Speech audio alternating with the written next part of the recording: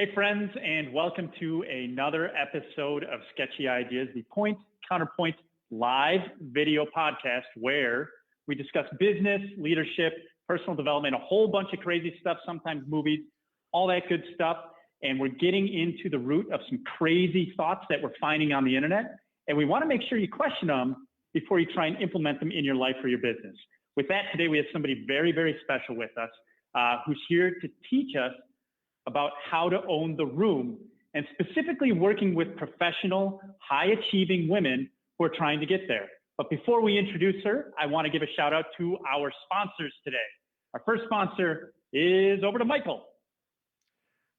Sketchy Ideas is powered by Spirity. Spirity, overcome your obstacles. For business owners who are trying to grow and scale their business and large enterprises who are trying to reach the next level, Spirity can help you get there by helping you identify and overcome the barriers to your success. Spirity. And our second sponsor is powered by Cream City Marketing. We work with small and medium-sized businesses to help them implement, design, and even develop further any traditional or digital marketing and sales strategies. With that, I want to introduce you to Consuela Muñoz, the CEO of Own Your Confidence and the founder of the C School. Hi, Consuela. How are you today? Hi, everybody. I'm doing good. Thanks for joining us. I know we were scrambling about a little bit today. It's been one of those jam-packed days, especially after a snow day, but thanks for joining us. And why don't you tell us a little bit about, one, who you are, and then we'll go from there. Sure. So I'm Consuela Muñoz, and like he said, I'm the founder of C School, Own Your Confidence. And C School is professional women owning the room. And I really feel strongly that if you own your strengths, you'll own your confidence, and then you can own the room. You also notice this beautiful bling that I've got on, and that is my crown, because I'm also known as the confidence queen next door. And so by special request, I put my bling on today. I'll take credit. That was my request. I love the crown. I love your brand. I think it's, I'll be honest, I'm jealous of the crown. I get to live vicariously through you wearing said crown. And I'm like, I gotta see the crown, because it's, speaking of like owning confidence, I think that's like such an epitome of that. So. Well, and at some point here, Michael, if you become a guest on my podcast, then you earn your crown as well. So that's incentive. That incentive, right, to be on the podcast. For some, that would be a deterrent. For me, that's an incentive. That's good. Somebody write that down and take note of that he said that, because that's Brian's job. Brian's job is to hold me accountable to the things that I say on the podcast. If it happens, I want pictures that we can use as proof that happened. So that seems totally fair to me. Yeah. Everything is recorded and everything is open to the public here. So for better or for worse. Yeah. That's right. Hey, so Consuela, tell us what is the crown? Tell me about the crown. Where did it come from? What's the point of it? Like, I get the point of like owning the confidence, but there's got to be a story behind how it came to be. Of course, there's a story. I'm full of stories, as you'll learn. But the story really is that I'm Consuela and I'm the confidence coach. That's a lot of C's, right? There are a lot of confidence coaches out there. And so one morning I just decided, I'm more than a confidence coach. I'm a confidence queen. And so tapping into that for women, especially women who work outside the home and also are raising their kids and running their family, that you really earn your crown, right?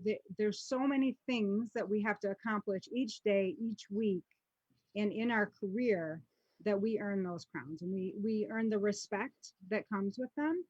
But the other thing I like about the crown, when we talk about confidence and we talk about owning the room, so there's part of owning that room is having leadership presence. And there's all this, when you look at the research around your posture and how your posture helps you own the room and have that confidence, a lot of the poses that women are expected to take to be a lady are more lower power poses, right?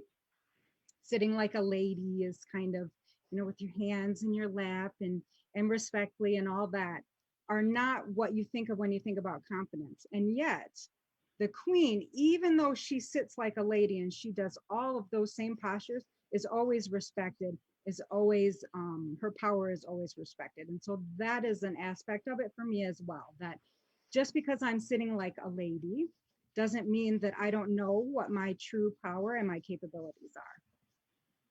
Makes sense. And I'll be the first one to speak that I wouldn't be who I am today without my mother, pushing me and like telling me all the stuff I need to do. So I totally get it, right? Behind every quality man is a much stronger woman. That's what I've come to learn and understand. So I'm right there with you. All right, awesome. Well, and at one point I ran a Girl Scout troop, and I remember thinking like, okay, so fine, there's all these badges for the Girl Scouts, but where are the mom badges? Where's the mom badge that says I have to leave work in the middle of the day because my kid is allergic to grass and his face is swollen? Where are the mom badges that you have to do? And I think this is just a natural growth from that, right? Like as a mom, as someone who works, you earn your crown. Yeah. So why did you get into this field? Like what's the story behind, okay, we heard about the crown. The crown is awesome, but why even begin to get into this field? So for me, I'm really passionate and feel that every person, but especially every woman, should be excited to go to work every day. I heard about the strengths. I took the strength finders and I'm really passionate about it. I know we're going to talk about assessments today. And so really, how do you use your strengths? How do you use them with purpose to control the way you work so that you're doing more and more each day of what you do best? And okay, that can help you enjoy the work that you're getting up to do each day. And that's what we should be striving for. You've probably heard the quote, life is short kind of thing. And so I have a different take on that, and that life is long. Okay. If you're miserable in your work. But life truly is short. So you should make good choices in what you're doing. Makes sense. So in other words, what you're telling me is that the more time I spend with Michael, the longer his day is going to be. Is that what I'm understanding? That could be. I mean. Thanks, Michael. Whereas when he spends time with me. There it is. I was waiting for it. Yep. Well, I mean. His day is really short. You want to have days that energize you. If being around Michael is draining, then yeah. But no, you're being around Michael is draining. I'll be the first to say it. I'll second that. Ooh. No, because you're upset. We say the same thing when it comes to coaching. You probably experienced this also, and this is for anybody who has clients. The easy clients keep you sane, and the tough clients make you better. And I think that's the same thing. So life is short and fun if you're enjoying what you're doing, and if you're not enjoying what you're doing, yeah, it's life is the wrong kind of long. I like that. When you are 5 years out from your retirement and you're checking off every day until you can that's a problem. live, that's a problem, right? That's a problem. Yeah. And so for me, I was working in a job where I had went from one position to another, and I was excited every day to go to that one position, came to the other position, not quite as exciting, but not miserable, but saw so many people working in the plant where I was that were literally counting down the days till they would retire, and then not necessarily living for a lot of years after that retirement happened. So I was like, I'm not miserable. I'm not at that point where I'm checking off each day, but I don't want to get there. So that's where exploring the strengths really came about, and then really started being more active in my women's business group. And there I developed the strength program that really has helped women change how they look at the work that they're doing and how they're going to go about their career development. So they were no longer sitting there waiting for their boss to tell them what they need to work on. They were thinking, okay, this is what I want for my life. What do I need to do next? What do I need to do next to get to that goal? That's really interesting to me. And it's always like a good refresher, because I've never really been the person to wait for somebody to tell me what to do, right? This is me, right? And I always forget that there are people who, like, I was fortunate to have that ingrained in my head early on. But I know so many people, like when talking to you and hearing this again, and when Michael and I have talked, and when talking with some other clients, that's not something that's ingrained in everybody. So tell me about how you pull that out of them with some of your coaching, because that sounds like something that everybody out there can. It's a skill, right? It's a skill to seek out growth and change. I definitely think it is something that people can learn to do for themselves, right? That skill to constantly to be developed, not constantly, but always seeking to develop themselves. And I worked in an area where, every year, let's capture our top employees. What are their performance goals or their personal development goals? And I just constantly heard, well, I don't know what they are yet. I haven't been told. And I was just like, what? Like, you should know where you want to go, right? So somebody else hasn't told me what matters to me yet. Somebody, I haven't yet been allowed to dream. It's like, there's a problem there.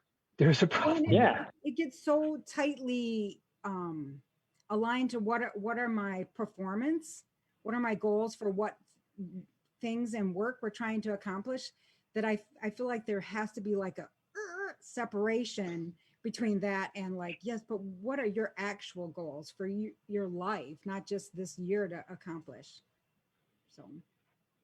So tell us how you get people into that mindset, because that sounds like it can be a very challenging thing when people have been working the same pattern over and over and over again, where you're essentially like knocking it out of whack a little bit to get them to think outside of that regular repetition. Well, I know you guys have been talking about assessments and the good. We have it. So I'm going to focus on the good part of, so I'm a strengths coach, and I really feel like that's a really good, and again, as you guys are saying, a starting point. It helps people to be able to see themselves better when they take the assessment and they see what they kind of already know written in black and white that someone else put down. So we really want, sorry? I'm listening. Okay. So it's start with the strengths. Let's identify that. Where it gets bad is when they don't do anything from there, right? Identifying it's great, but how are we going to apply this? And this is something you guys have talked about. What's our plan? How are we going to apply this? So coming up with that plan to apply their strengths so that they can grow their strengths and then stop their weaknesses. So we start there, and then we look at how can we use those strengths in a more purposeful way. So the strength statement, again, is that identification. It's not like who you are, but it is in general. And then how are you developing your strength statements, your weakness statements, and how are you using those to figure out what work you want to do? It really kind of triggers some in people to get engaged more with their current job. A lot of people who want to take the program, want to do that, think, I'm miserable in this job. This is a wrong job for me. Help me figure out what job I should be doing. And instead, more often, what I find is they really are in the right job. They're just not engaged with it. And why aren't they engaged with it? A lot of times I see someone started in this job and then Susie left, so they got handed these 3 responsibilities. And then, Mike leaves and Bob leaves. And now every time someone leaves, you're getting more and more responsibility. And that job you thought you took, now you're not doing that. But knowing your strength statements, knowing your weakness statements can help you say, you know what? I know Bob's leaving and we need someone to do this, but it really doesn't align very well with my strengths. And here's why I should be doing more of this instead of that. So we really help folks have that conversation as well. So you don't want to walk to your boss and say, no, I don't like that, so I'm not doing it, because that's not going to go well. But if instead you're saying, no. I'm really good at this, right? Like, you can't do that. It just, let's just say it doesn't go well. I mean, you can, it's just, So if you instead saying, hey, I'm really good at this, and if you have me doing this, this can help the team be more effective, this can help the team be more efficient, they're less likely to give you Bob's tasks and let you focus more on the things that are really going to actually help the team. So what I'm hearing from that is, so I kind of started to break down what you were saying about strengths.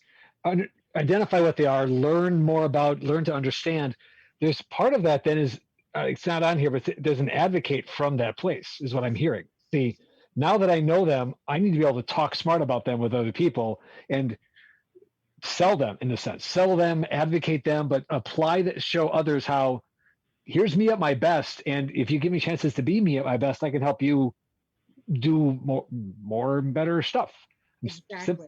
Yeah. Okay. That's definitely. I think there's a myth that, and especially in America, we really kind of operate this way, and that if the team needs something, I should volunteer and help the team. And the reason I say it's a myth is because what's more important is I should volunteer to help the team when it's something I'm really good at. Mm. You see, so but we're gonna like, oh, I need to help the team, let me just step up. But the thing is, if that's something that doesn't align with your strengths and where you're naturally going to do awesome, then it's going to be a lose-lose, right, if you will, because you're not going to enjoy it, you're not going to do it well, and that's not going to help the team, that's going to let the team down. So in all, that's not going to help. But we are like, our instinct is to do that, right, to just jump in and help, where we should be looking at, these are the ways that I can help the team most. Let me do more of that for the team. So when I share what my strengths are, and I actually share my strengths themselves by applying them to things, that's a lot of what it sounds like you're talking about. You earlier talked about presence, purpose, power, passion. That's the ideas I'm pulling out from what you're saying. And when I'm doing that, not only am I serving others by giving my best self, but I'm also advocating for myself and showing where I can be most useful, which again helps everybody else out. So I need to be more selective in the ways that I say yes and volunteer is what I'm hearing from you. Yes, definitely. Okay. As you talked about in the beginning, how I work a lot with professional women, and women especially have trouble saying no to work. They feel like they have to say yes to every responsibility, every task that comes their way, when it just kind of buries them, and then they get overwhelmed and burnt out, versus saying, let me do these things instead for the team.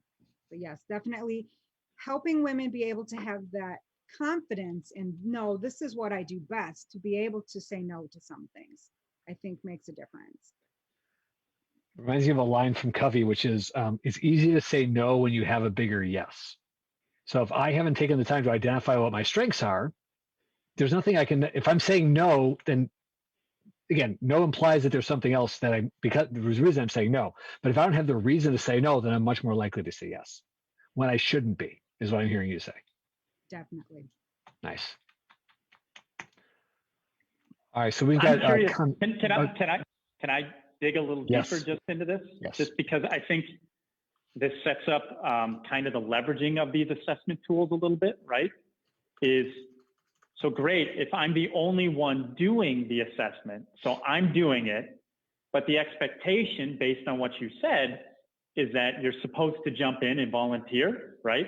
You're supposed to say yes, especially in a work team setting. How do you work with people in navigating that, where maybe you're working with an individual, but they're working in teams of 5 or 8, and they're the only one with that know-how? How do you help them navigate communicating? Because it's almost like it's a methodology, a team methodology shift that you're asking that person to go through, rather than everybody being on the same page. I'm just curious about that, because it's interesting to me in terms of looking at team dynamics, right? Rather than leadership. It's different when you're working in a team. Well, I think for sure it works easier if everybody on the team is going through Totally. Like that's like easy versus not. But I think the way it works is, we practice these conversation. I call it's a strengths conversation and a weakness conversation chat. But how does that go? So we have workshops where we have people paired up and practicing how are they going to have that conversation? Because you don't want to come off as arrogant and you want to come off as I'm just not doing this. Right. So how do you practice? How do we practice that? But that comes after weeks of really learning about you, what you're confident about. And as you're learning that, hopefully you've also been showing it. So it's not just your words, it's actions that the rest of the team has been seeing you do before you get to that point where you're ready to have a conversation about, I'm not going to do this because I don't like it, right? Instead, I'm not going to, this isn't the best way to use my time. You can see I've been doing this and this and this, and that's helping the team more. This is so important because I think this is where assessments go awry, is when I've got my answer, now let me just go apply it everywhere. And you're saying, listen, slow your roll. Let's get into this. So if you're going to go start wielding this tool, you should probably know how to use it in some of the risks as well. Because otherwise, I've got my strengths now. I'm going to go tell my boss no about anything that's not in this list, right? Or, well, because I'm a D, you can't expect me to care about people. Yeah. Right. Like that's. I don't have relationship building, so you can ask me to talk to people. I'm just not going to do it. But right. I'm done with others. Although I could go into a story about that, but I mean, there is some. So. I want to hear how to navigate this, because I feel like so you've got one person. I'm just throwing out a scenario. Okay. Not that this is real or anything. It might be real. It might not be real. Michael. But if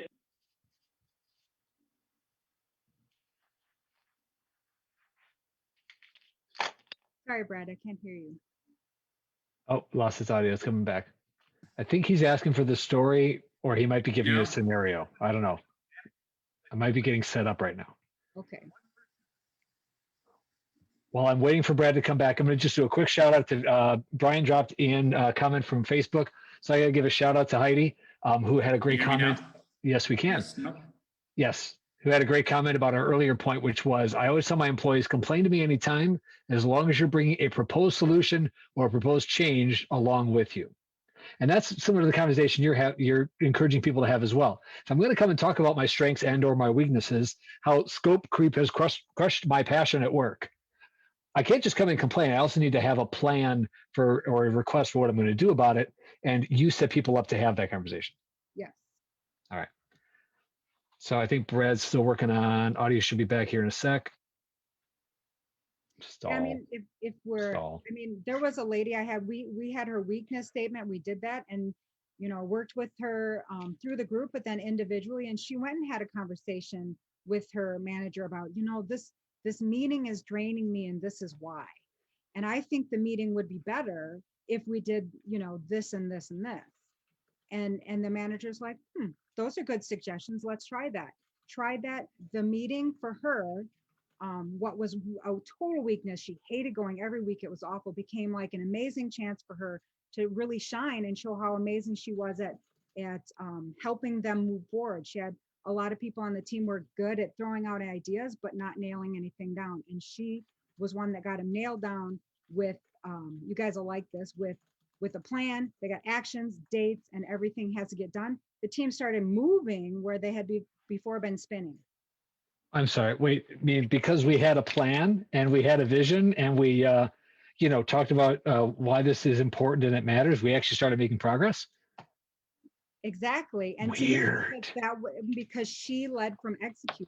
That's where she led. And she finally made it so that meeting was like, she had that role in the meeting. Is like, you can't bring an idea to the meeting unless you have actions and a deadline. And that was her, she loved it then because she was making sure, and the rest of the team's like, why wasn't she doing this right from the beginning? Because dang, we are really making progress. Because the reason, that's beautiful. The reason she wasn't is because she was waiting to be told. She was waiting to be told to be her best. She was, this is my role in my job, and I know I could be doing other and better, but I'll just do this. Yep. And I'm going to bet she was really frustrated in those meetings because this thing that she saw could be happening and she could help with wasn't happening. Completely, 100%, which is why it drained her. She's like, they aren't getting anything done. It's killing me.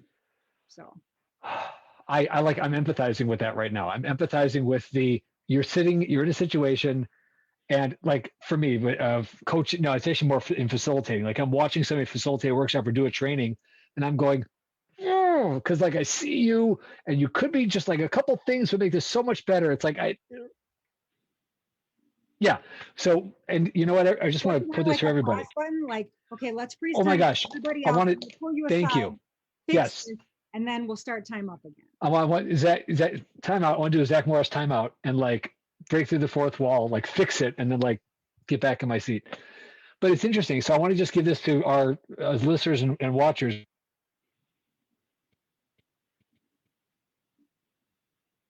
Yep.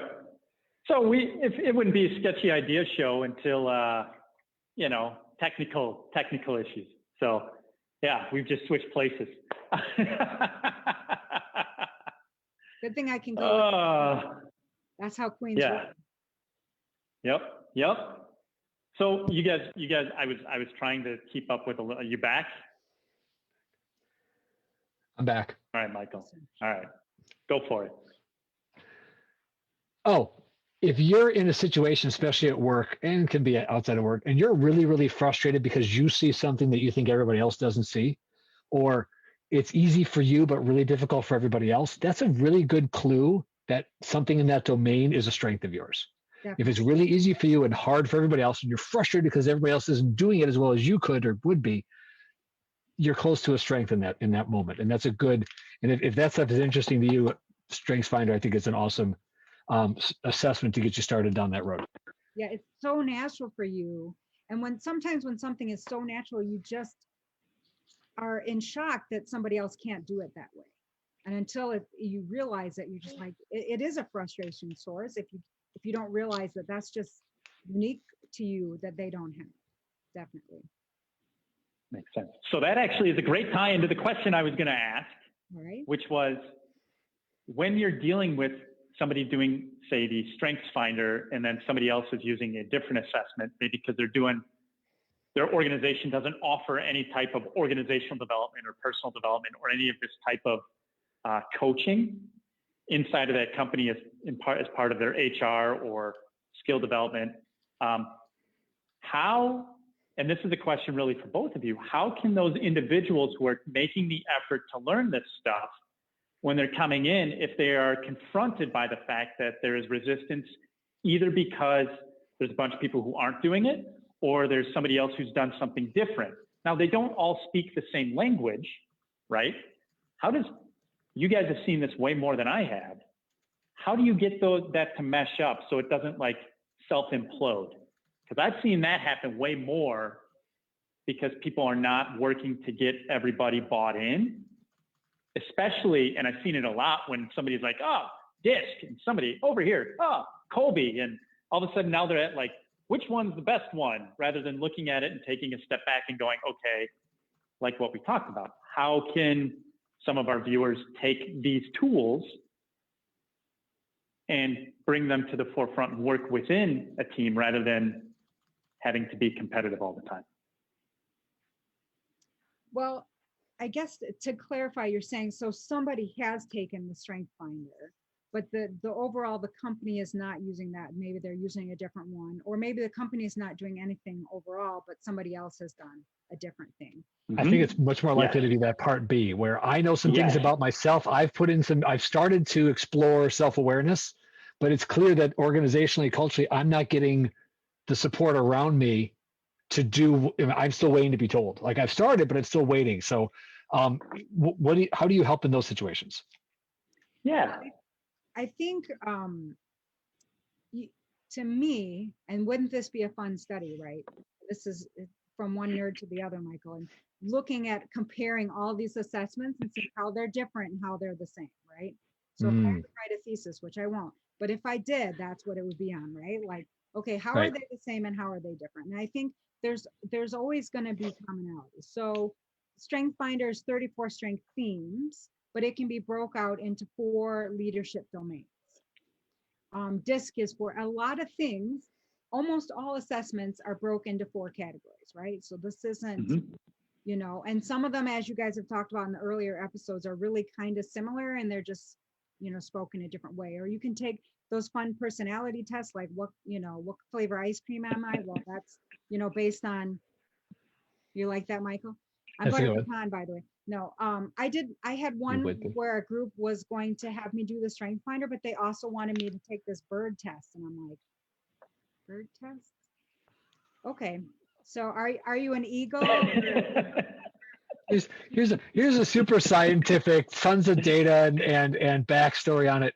Also, here's this fun thing we found online. Like, wait till you guys hear the name. Are you ready? I know you guys are recording, but the name of the test is the dope test. a what? The dope test.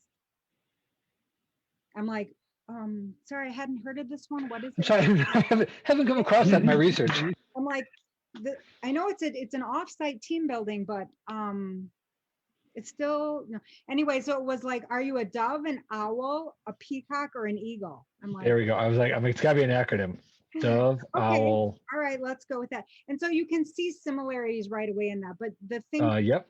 Assessments don't necessarily go deep enough. If you're just getting to that top 4, like I can say, yeah, I lead from influencing, but that doesn't tell you that I lead from influencing because I have communication, woo, and activator. But I also have a really strong sense of relationship building because I have positivity. And then I have futuristic. And how those 5 work as a synergy is much more information than knowing that I lead from influencing or that, someone leads from strategic thinking. But as far as like with other people, I think that's the thing. You want to find out, how are they similar, the assessments that you are both talking about. But more importantly than that is really owning what you know about yourself and using that and showing people. It's about, shining, being engaged, and how do you show that these are your strengths and this is where you work best. And that can take some of the friction about, that away. I just had a post the other day about, as a manager, are you really wanting your folks to strive for higher ratings or higher performance? What do you really want from it? You want an assessment that's just going to identify you, or you want something that's going to show you how to perform better? So that's, I think, don't get, if someone else has got a different, don't get hung up on the assessment and whether they're a peacock or an eagle. Figure out like, okay, but how does that help the team, right? All right, so I'm going to do Slytherins are always bad. That's what I know. Slytherins are always bad. I should always go to war with Slytherins. Yes, no Slytherins. Good to know. So I'm going to say, so from now on, we're going to say, I'm going to use dope test a different way. Does your assessment pass the dope test? Is going to be one of my new shorthands. And if it doesn't pass the dope test, if it sounds like you made it up to create an acronym, that's a pretty good indicator that you just, that it's not based on good scientific research. And if it doesn't actually point to results and just stops that's interesting, I don't think it passes the dope test. Like, okay, so I like butter pecan ice cream, but how does that tell you how I do any work? It doesn't. Yes, and all right. So, Consuela, how people who are getting fired up about this? Obviously, we're 2 of them. How do people who are getting fired up about this? They're saying, all right, I don't want to wait anymore. I'm interested in this. I want to own the room. I see the value of that. Is this something that you can actually help them with? Well, yes, of course I can help them with this. I mean, it's fairly. I mean, it's fairly straightforward, but like you guys have been talking the last couple of episodes, but you have to commit to change and really want to go after it, right? So let's take the assessment, let's get that identified. And then we're going to work through, what are your strength statements? What are your weakness statements? How do you start using your strengths with purpose in the work that you do? And the more you do that, let's own those strengths, own your confidence, and then you can own the room. There are a few other things, like we want to work at looking at some things around presence. And, I talked about the posture, things that we want to do with that. Not showing up in a dirty sweatshirt for your Zoom call. That's, one of the things that we want to talk about, right? To be specific. But and the other thing is we do some work on saboteurs as well. So weaknesses, balance out those strengths, but saboteurs are a little bit different. Saboteurs, that negative voice that says you suck and you're never going to make it. So we need to do a little bit of work on those. And from the research and the programs I've been doing, I see Brad laughing. There's to me, it seems like the saboteurs are something you develop when you're young because you're not emotionally equipped to handle perceived threats. And from the research I'm doing, it feels that it's really your strength, like on overkill. And so how do you control your strengths and really use them with purpose to also silence that saboteur, that voice that tells you you're no good? So an example would be if you have achiever, when you were young, you thought the more and more I do, the more I'll succeed, the more people will like you. And it's a way to drive you, but it drives you from a place of fear and anxiety. Where if instead you're saying, no, this is my strength and this is how I get things done, you have that peace of mind knowing that this is just where I'm really good and I can accomplish the same things from this place as I can from that voice telling me I have to achieve and achieve and achieve to be something. So That's an awesome example, and I know that I'm familiar with that voice, so that's why I was laughing. I don't know if that's why Brad was laughing because I know that voice and I heard it once or twice. I don't know, Brad. What about you? Yes. That I was going to say something similar, and then she said it's something that begins when you're young, so I couldn't blame Michael anymore. Oh, so. wow. Yeah, there's an internal voice. Michael's more of an external voice. Right? You want to talk about that? I don't know. The voice in my head sure sounds a lot like Michael. So. Just because you sometimes forget to take your earpiece out when you go to bed. That's right. I forget to take these out. So. Something separate we need to talk about, Brad, because there is this personification of these voices in our head. So if you're assigning this negative voice to Michael, that's a whole nother conversation. I think it's time to put Brad on the couch. It's a love-hate thing, you know? Yeah. So, but all of this stuff, this is one of the things. I have a leadership program that, I have the leadership program is coming up here. The spring session is about to start in April. So that's something you could take. But if you're not quite ready and you want to figure out, is this something to commit? I do have a confidence coffee, which is a monthly mastermind where we're just going to talk about like, what are those confidence issues we're facing now? And how can we, get some thoughts and some things generated so we can really solve them right now and just support each other, working into those things. But you can go to ownyourconfidence.com, C-School. That's where we have all the events coming up that can really help you start looking at that confidence and where do you want to start and what level of commitment are you ready for? So we'll drop that in the comments. That's ownyourconfidence.com/C-School. And C-School is spelled C-School.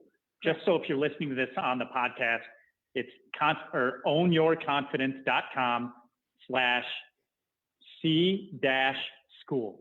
So just so you're clear. And you hold those confidence coffees, you said monthly. Yes. Right? Yep. Okay. So that means if you're listening to this a year from now, it still works. So go check it out. I promise you, based on everything I've heard and read about Consuela and everything Michael shared with me, she does a lot of great things for a lot of people, especially if you're one of those people who feels like they just keep hitting a brick wall. I know there are a lot of you out there, which is one of the reasons why we wanted to make sure Consuela got on here, because it's always helpful to have that little voice in your head and give it a positive name like Michael, so that you can make sure it reminds you you are good, you're headed in the right direction. And I think Consuela, based on everything I've heard and read, you've done that for a lot of people. So thank you very much. Well, thank you. Definitely. And I hope the jokes are okay, because that's how, remember, this is sketchy ideas. It's not perfect ideas. It's not serious ideas, not we know we're getting a bunch of people on lunch, interesting so. Sometimes. Yeah, that's good. The only thing I would add to that when we're talking about the voice and we're talking about hitting the brick wall is a funny term I heard from a coach years ago that I think that can apply to this. And so if you work in this space, I know Michael does, you've heard about hypos, right? Those high performance, high potentials, right? So then there are the popos. Mm-hmm. I'm going to cuss. Can we cuss on the thing? You're good to go. That's okay. Say it and we'll bleep it out.